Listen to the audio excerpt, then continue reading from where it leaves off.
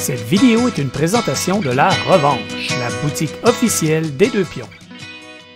Salut, c'est Nat, la chaîne des Deux Pions. Bienvenue dans la 14e vidéo de la série Découvre ma ludothèque de Jeff. Aujourd'hui, on va parler des jeux coop. C'est une catégorie de jeux que j'aime beaucoup parce que je suis une joueuse assez compétitive et assez mauvaise perdante aussi. Je l'avoue. Je l'avoue, je suis mauvaise perdante. Fait que, tu sais, après une série de défaites, 12-13 de suite de défaites, ben là, j'aime ça jouer à un jeu coop parce que ça me permet, un, de gagner et deux, de relaxer un peu puis d'être un peu moins compétitive. Je vais céder la parole à Jeff pour vous présenter les jeux. Nat, avant que tu t'en ailles, c'est quoi tes jeux coop préférés, juste pour donner un petit avant-goût aux gens? Ok, ben il y en a plusieurs. J'aime beaucoup Aeon Zen. On a fait la campagne et vraiment, c'est un jeu super bien balancé. Mysterium aussi, pour le jeu d'ambiance avec les enfants, la famille, n'importe qui. J'aime beaucoup aussi Legendary, qui est assez long à setter, mais c'est vraiment le fun. Et un coup de cœur, dernièrement, c'est Bombbuster, qu'on a acheté à notre fille pour Noël, puis c'est vraiment un jeu, là, ça a été un vrai coup de cœur là, des dernières semaines. Là. Merci Nathalie! De rien, Jeff, fait que je te cède la parole pour la suite. Bon, ben merci Nathalie pour cette introduction-là. Moi, au contraire de Nathalie, les jeux coop, c'est pas tant mes jeux préférés habituellement. J'aime beaucoup la compétition, j'aime bien essayer de battre d'autres joueurs, tout ça.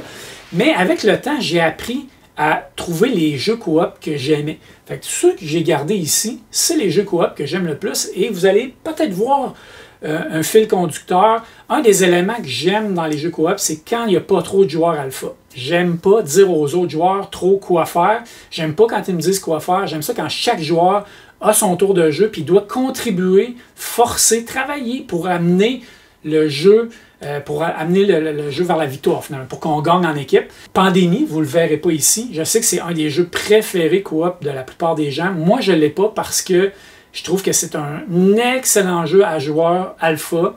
J'ai joué des parties avec des joueurs qui avaient joué des centaines de parties puis ils disent tout quoi faire, ça me fatigue, j'aime pas ça. J'aime ça quand on a notre propre jeu, nos petites affaires à faire. On peut demander ou dire des choses aux autres, mais on ne contrôle pas 100% de leur jeu. Ça devient mes jeux coop que je garde. Donc, on va commencer ça par The Game ici, qui est un tout petit jeu de rien du tout, qui va nous demander à chaque joueur de placer des cartes qui ont des numéros de 1 à 99, si je me souviens bien, et sur des piles. Il faut empiler ça dans l'ordre.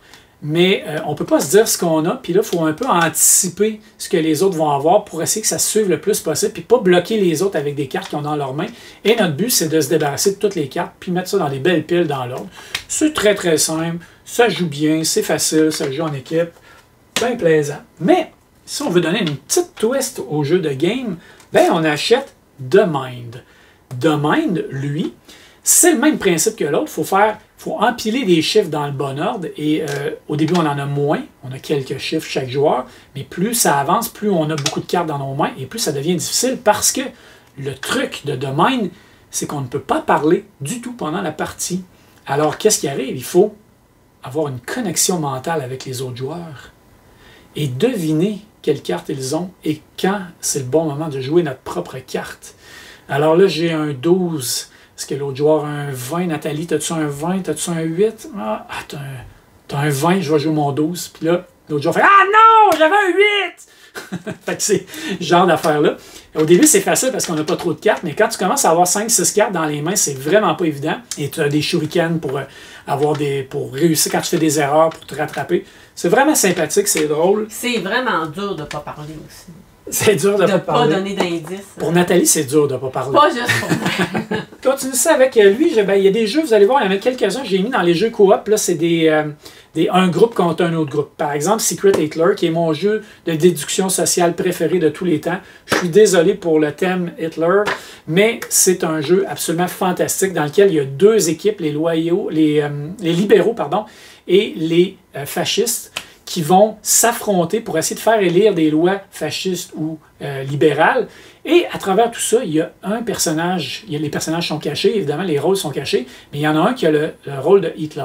Et l'objectif des fascistes, c'est de soit faire adopter des lois fascistes un certain nombre pour remporter la partie, ou tout simplement faire élire Hitler chancelier. Donc, il y a un président qui va choisir Hitler, va le faire élire chancelier, et après un certain nombre de tours, si ça arrive, ben, la partie est gagnée automatiquement. De même, il est possible d'assassiner Hitler. Et là, tu gagnes automatiquement la partie. Mais ce jeu-là, là, c'est incroyable. Ça joue là, 8, 9, 10 personnes, pas en bas de ça. C'est vraiment là que le compte est l'idéal. Tu peux jouer en moins que ça, mais c'est à partir de ce nombre-là que c'est l'idéal. Et le jeu est tellement bien fait, ça roule tellement bien. La déduction est le fun à faire. Quand on réussit plutôt à adopter des lois, on est vraiment content, satisfait. Puis quand on pense avoir découvert nos partenaires libéraux, on est très content jusqu'à ce qu'on apprenne que l'un de ceux-là était Hitler et qu'il se fait élire et que là, on est foutu. C'est un jeu absolument génial et fantastique. Je continue avec Atlantis Rising, un magnifique jeu. En fait, c'est une nouvelle édition qui a été refaite il y a pas quelques années dans un Kickstarter. Et honnêtement, ce jeu-là, il est vraiment superbe. Il est très, très beau, des belles couleurs. Je vais vous le montrer un petit peu en arrière, ça vaut la peine. On a l'Atlantide comme ça ici, qui est en forme d'étoile un peu, dans lequel on va essayer de placer nos travailleurs sur des zones pour aller ramasser des ressources. Mais plus la partie va avancer, plus on va tourner ces portions d'île-là et l'île va s'engouffrer tranquillement dans les profondeurs de la mer et jusqu'à complètement disparaître. Et notre but, évidemment, c'est de sauver l'île avant la fin, avant la perte. Et c'est un jeu qui est bien, bien le fun. C'est un jeu qu'on ne joue pas assez souvent, honnêtement. Assez complexe, hein, quand même. Assez complexe, ouais, une belle complexité de jeu. Vraiment super. Superbe jeu.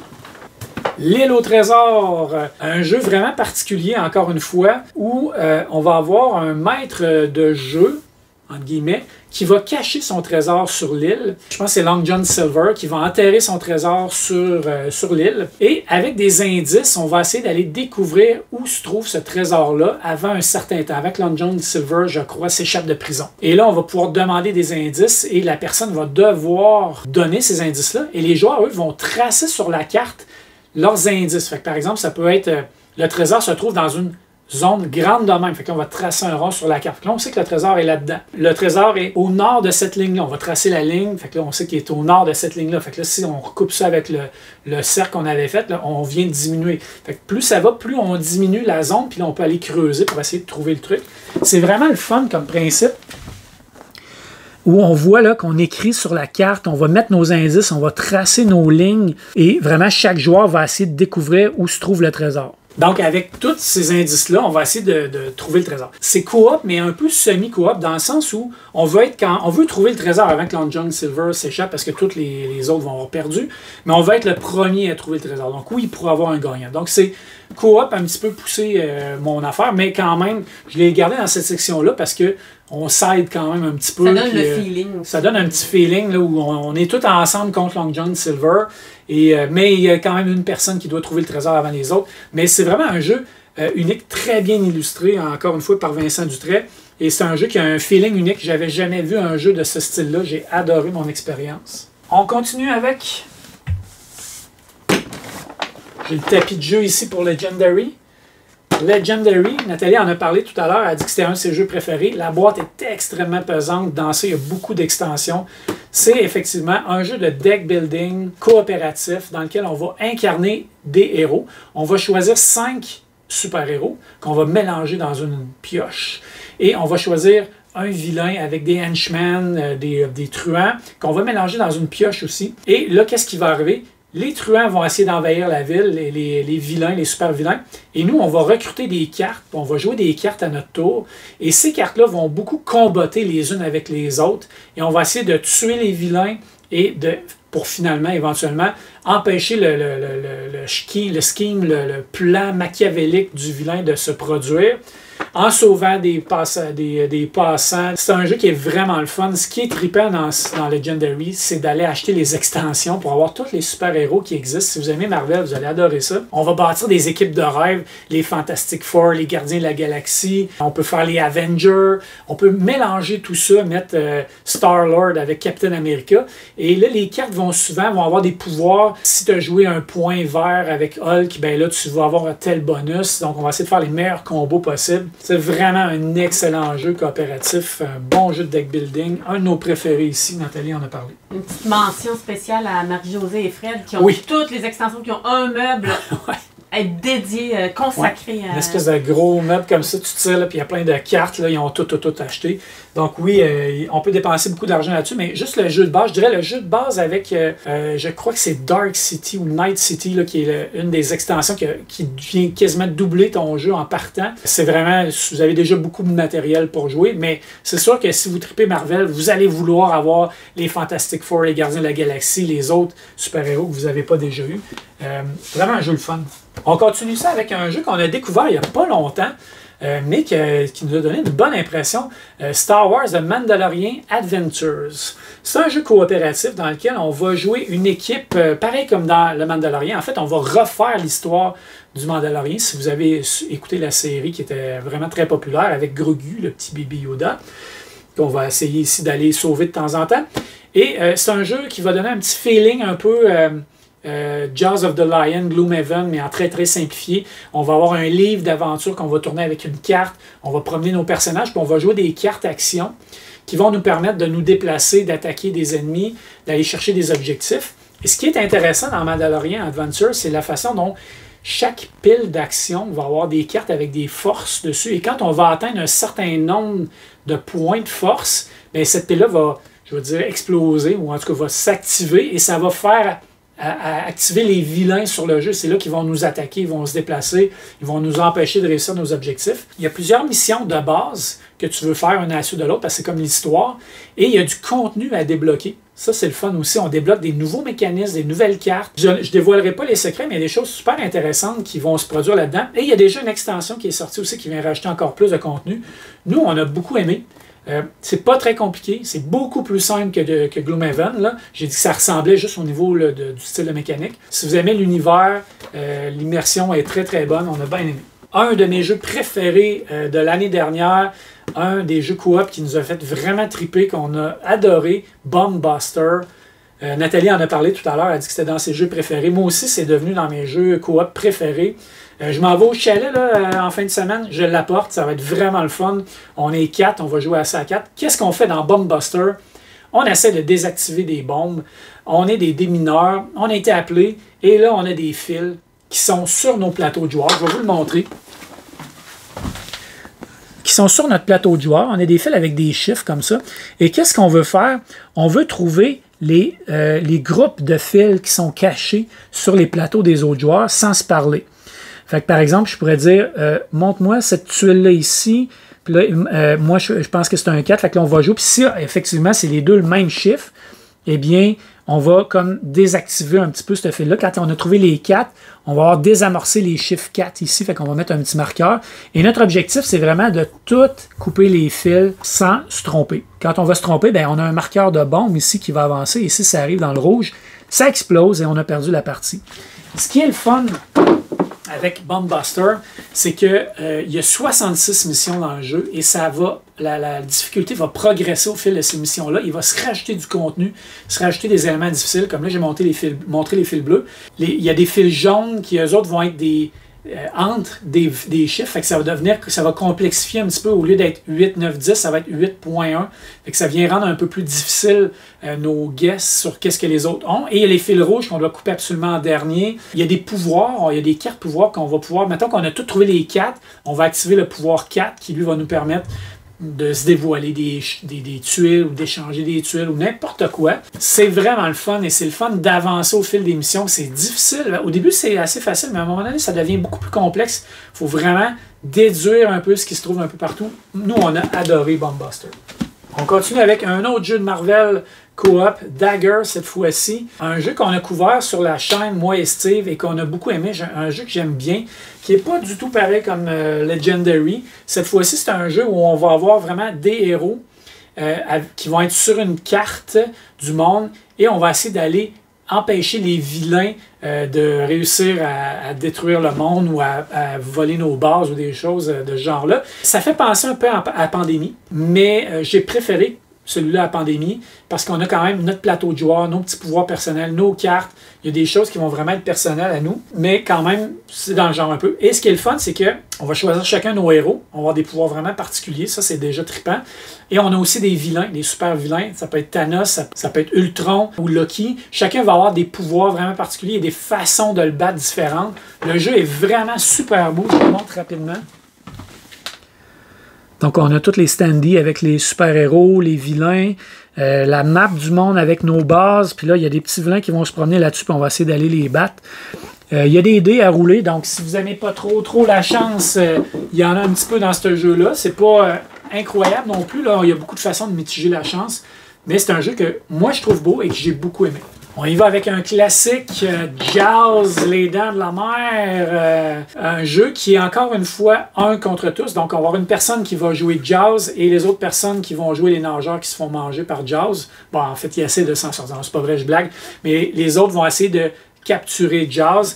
Jaws va se déplacer autour de l'île, manger des nageurs, gagner en pouvoir et surtout détruire le bateau de pêche qui est supposé chasser Jaws de l'île du shérif. J'ai souvenir d'une partie, il restait une minuscule partie de bateau, on a réussi à... Ouais, vraiment. C'est très thématique et vraiment bien. C'est un jeu Ravensburger, tu sais, c'est des jeux souvent vendus en grande surface qu'on a l'impression que ça va être moins bon, mais non, je l'ai trouvé vraiment le fun, le jeu. La thématique est super bien rendue. Le visuel est correct, c'est pas à tout casser, le matériel n'est pas à tout casser, mais la thématique du jeu est bien rendue, puis c'est le fun de jouer Jaws, c'est le fun de jouer ceux qui chassent Jaws, donc 2 rôles différents. Ben le fun. On continue ça avec... Oh, on a une coupe là, j'ai 2 jeux ici qui jouent en temps réel, et Kitchen Rush, et on a quand même trippé, ça fait vraiment trop longtemps qu'on a joué à ce jeu-là. Quel jeu vraiment le fun, un jeu... Et stressant. Stressant, oui. Un jeu avec une façon de jouer assez unique. C'était assez innovateur dans le temps. Je suis pas sûr qu'il y en avait beaucoup quand Kitchen Rush est sorti, des jeux comme ça. Mais c'est un jeu dans lequel on veut faire des commandes, servir des clients. Mais la particularité du jeu, c'est quand on va aller faire cuire nos affaires, parce qu'il faut préparer nos plats, on va avoir des sabliers. On a par exemple une cuisinière. Puis là, il faut que j'aille à la cuisinière pour faire cuire mon steak. Je vais prendre mon sablier, je vais le tourner là. Et je ne peux pas faire d'autres actions. Ben, je ne peux pas compléter ma commande, je peux faire d'autres choses, mais tant que le sablier n'est pas complètement écoulé, mon steak n'est pas cuit. Une fois qu'il est écoulé, là, mon steak est prêt, fait que ma recette est prête, je peux aller la livrer. Il y a des frigidaires, il y a des achats à faire, il faut remplir nos frigidaires pour ne pas manquer de stock. Et tout ça se passe en temps réel et c'est ultra stressant, mais un bon stress. Un stress le fun où on veut, en gang, réussir à... Par exemple, on a des objectifs livrer 12 repas aux consommateurs dans le restaurant. C'est vraiment le fun. Pour vrai, là, c'est unique comme style de jeu. On va vous montrer parce que le jeu est quand même très beau. Donc, on voit les sabliers ici. À chaque fois qu'on va faire une action, bien, pas à chaque fois, mais la plupart des actions vont coûter un certain temps. Fait qu'on va prendre notre sablier, on va le mettre là, puis tant que le sablier n'est pas écoulé, on ne peut pas prendre notre sablier puis aller ailleurs faire d'autres choses. Et tout ça, on essaie de préparer nos recettes. Ici, on a notre plateau cuisinier dans lequel on a nos aliments. Puis ça va nous permettre de compléter des recettes qu'on va servir à notre clientèle qui attend au restaurant. On a tous les ingrédients ici.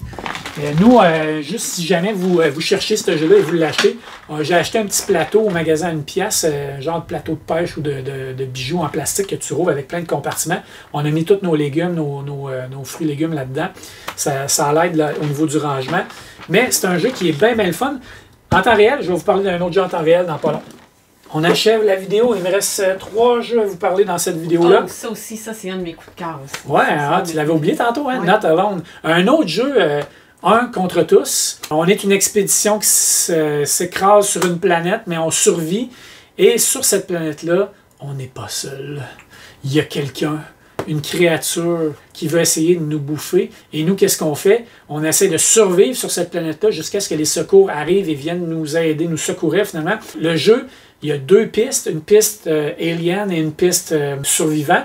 Et on veut essayer de faire avancer notre piste pour être secouru avant que le alien se gagne la partie. Et c'est bien le fun. C'est pas de la tarte. Le alien il est quand même assez fort. Le alien est pas mal fort. Il faut travailler très fort en gang, ceux qui sont contre l'alien, pour réussir à gagner. Mais c'est ça qui est trippant. Ça commence au début, on a exploré 5 lieux. Les lieux sont représentés par des cartes actions. Et chacun des joueurs, en même temps, va choisir une action en secret, carte cachée. Le alien ne saura pas c'est quoi. Et le alien, lui, va décider d'aller visiter une région. Et là, on va révéler les lieux. Et si tu vas au lieu 4, par exemple, qui est la plage, qui va te permettre d'envoyer des signaux pour se faire secourir, si l'alien a décidé de visiter la plage, ben, il te fait un dommage et ta santé mentale est affectée et là, tu es blessé ou tu vires fou, peu importe. Le alien pourrait tuer ou désactiver temporairement la personne. Donc lui, le alien, c'est vraiment d'empêcher les autres d'y aller. Mais ce qui est intéressant, c'est qu'il y a des lieux qui vont faire découvrir des nouveaux lieux. Donc, il y a une autre série de 5 lieux dans le bas qui peut être découvert, qui donne des nouvelles actions, mais aussi qui compliquent la vie aux aliens. C'est sûr que les aliens ne veulent pas qu'on découvre ces lieux-là, mais à un moment donné, c'est inévitable, ça va arriver. Ce qui fait que plus tu as de cartes dans tes mains, plus tu as de choix, plus c'est difficile pour les aliens de déterminer où ce que les joueurs vont jouer. Mais ce qui est trippant, c'est que quand tu joues une carte, tu la mets en face de toi, puis tu les empiles comme ça, fait que l'alien, il peut voir où est-ce que tout le monde est allé. Fait que là, il peut dire, ah, presque tout le monde est allé partout, mais personne n'est allé à 3. Il y a des grosses chances que quelqu'un aille à 3, donc je vais à 3, et là, il pogne quelqu'un. Et lui-même, l'alien, a des cartes pouvoir qui peuvent l'aider à trouver des gens ou aller à plus qu'une place. Mais vraiment trippant, ça joue jusqu'à 7 joueurs. On continue avec The Loop, un autre jeu qu'on a couvert sur la chaîne ici. The Loop, un jeu vraiment le fun, un jeu coop, où on va essayer d'empêcher le Docteur Fou de réussir son plan machiavélique. Et comment on va faire ça? On va voyager à travers le temps pour aller réussir à l'empêcher à faire son plan machiavélique. Ça fait un petit peu, encore une fois, de pandémie, parce qu'il va placer des marqueurs à des zones, puis on veut empêcher que ces zones-là aient trop de marqueurs pour comme exploser ou se désactiver. Donc, on va essayer avec nos personnages d'aller contrôler ça. C'est plus dynamique que... Ouais, très dynamique. Le plateau est vraiment super beau. Il y a comme une espèce de cube, de tour à cube, pardon, qu'on va dropper des cubes et ça va envoyer des cubes. Et c'est ça qu'on veut un peu contrôler. Et cette tour-là va tourner. Les cubes vont pouvoir aller à 3 endroits à chaque fois. Puis on a chacun un personnage avec des pouvoirs différents. On a des cartes à jouer qui vont pouvoir nous aider. Et on va essayer vraiment de réussir à empêcher le docteur de faire son plan. Je vais vous montrer le board parce qu'il est très très beau. Fait qu'on a une espèce de tour à cube ici. Quand on va dropper les tours ici, ils vont tomber dans des zones. Et là, on a des énergies qui vont nous permettre de faire des pouvoirs. Mais quand il y a assez de cubes dégâts sur une zone, bien, on va flipper la zone, on va flipper ça ici en fait. Et là, cette zone-là va comme être désactivée. On ne pourra plus faire les objectifs de cette zone-là. Et nous, c'est de réussir un certain nombre d'objectifs avant qu'il soit trop tard. Ce qui est le fun du jeu, c'est comme Nat disait un peu, c'est très dynamique, il bouge beaucoup. Et il faut vraiment s'aider. OK, je vais aller là, je vais aller enlever les cubes dégâts. Pendant ce temps-là, va faire des pouvoirs là-bas. Achète des cartes pour nous aider. Les personnages sont assez asymétriques, ils ont chacun des pouvoirs. Puis il y a beaucoup de cartes qui vont venir changer un petit peu la game aussi. Vraiment un beau jeu et un bon jeu coop. Tout le monde a aimé. Tous ceux à qui on l'a fait essayer. Oui, tout à fait. Ce qui nous amène au dernier jeu pour aujourd'hui, qui est Escape, The Curse of the Temple. Et là, ici, j'ai la Big Box, très très grosse, qu'on a joué énormément au début, qui sort beaucoup moins maintenant. Je vais avouer que personnellement, je suis pas un fan des jeux en temps réel. Là, je parlais de Kitchen Rush, c'est vraiment le fun. Mais celui-là, oh, Seigneur, ça, c'est stressant. Je pense que c'est le jeu le plus stressant que j'ai avec 5 Minute Dungeon. On va en parler plus tard. C'est dur de ne pas crier. Hein, c'est dur de ne pas crier. Qu'est-ce qu'on fait? On est dans un temple, on veut sortir de ce temple-là. Escape!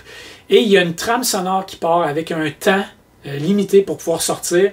Et là, on roule. Du suspense. Ça rajoute beaucoup de suspense, c'est stressant. Et on roule des dés. Et avec ces dés-là, on va pouvoir faire des actions, des déplacements, des explorations, ramasser des objets, des choses dans les temples. Pardon? Des clés qui vont nous permettre de sortir. Et là, il faut trouver la sortie qui est cachée dans une des tuiles. Donc, il faut explorer beaucoup. Il y a des pièges un peu partout. C'est extrêmement... C'est difficile, mais c'est extrêmement stressant parce que tout le monde joue en même temps. Puis là, ça crie, ça hurle. Puis là, ah ouais, go, dépêche-toi que je vais aller là. Viens m'aider, viens m'aider. Et on a même, petite histoire, c'est un jeu dangereux. Il y a un avertissement quelque part. Attention, vous pourriez briser vos luminaires parce que oui, chez nous, il y a Guillaume, à un moment donné, c'était pas de sa faute, là, mais c'était très drôle. Ben excité, ouais, j'ai eu la clé, pète un luminaire. C'est un jeu de ce genre-là. Il y a beaucoup d'émotions quand on joue à ça. Mais c'est satisfaisant quand tu réussis. C'est vraiment super le fun. Mais c'est ça. C'est un jeu que j'ai pas tendance à sortir souvent parce que c'est pas bon pour mon petit cœur. Il va lâcher, mais c'est vraiment un jeu de fun. Et ça, c'est la Big Box. Il y a vraiment beaucoup de contenu là-dedans. Sincèrement, j'irais presque jusqu'à dire beaucoup trop de contenu parce que vu qu'on ne joue pas souvent, il y a la moitié des affaires que je me souviens pas. Puis le pire, c'est que la boîte est gigantesque. Puis Là, je l'ai brassé, c'est pour ça qu'elle était comme ça. C'est sûr que je viens de tout défaire le setup dedans. Il reste encore de la place pour 2 fois plus de stock dedans. Je sais pas pourquoi on fait une aussi grosse boîte. Mais si vous aimez le genre des jeux en temps réel, puisqu'on roule des dés, coop, faut sortir tout ensemble, sinon on meurt. Très stressant avec un temps limité, ça peut être votre tasse de thé. Ça a beaucoup joué chez nous, ce jeu-là. C'est ce qui complète la vidéo d'aujourd'hui, la première section des jeux coop. La prochaine fois, on va faire la deuxième section des jeux coop. Après ça, on va finir avec les jeux à 2 joueurs. J'espère que vous avez aimé la vidéo. Si c'est le cas, faites un pouce en l'air, abonnez-vous à la chaîne et commentez. Ça va me faire plaisir de vous répondre. On se revoit bientôt dans une autre vidéo. Salut tout le monde!